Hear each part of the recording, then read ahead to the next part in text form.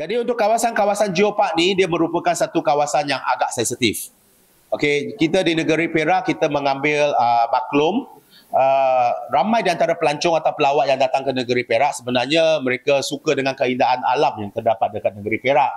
Jadi pada masa yang sama, kita di negeri Perak juga mengambil perhatian terhadap keselamatan pelancong.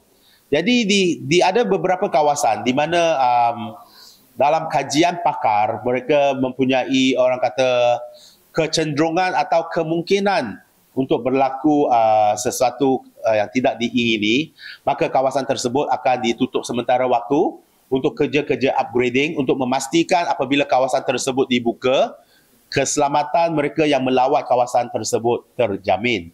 Jadi ada juga yang kita lihat secara automatiknya, kita ada mempunyai pemain industri yang telah menutup secara automatik.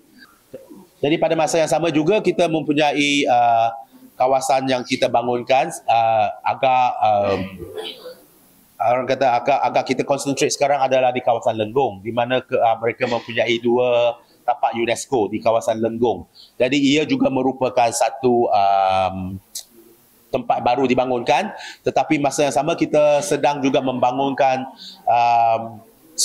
software yang ada di kawasan tersebut, terutamanya dari segi kemanusiaan, di mana warga kampung, warga tempatan dalam mereka menerima pengunjung-pengunjung. So kita juga sedang membangunkan kawasan-kawasan sedemikian, tetapi perlu kita ingatkan bahawa dalam pembangunan ini kita perlu belajar daripada sejarah dan juga pengalaman.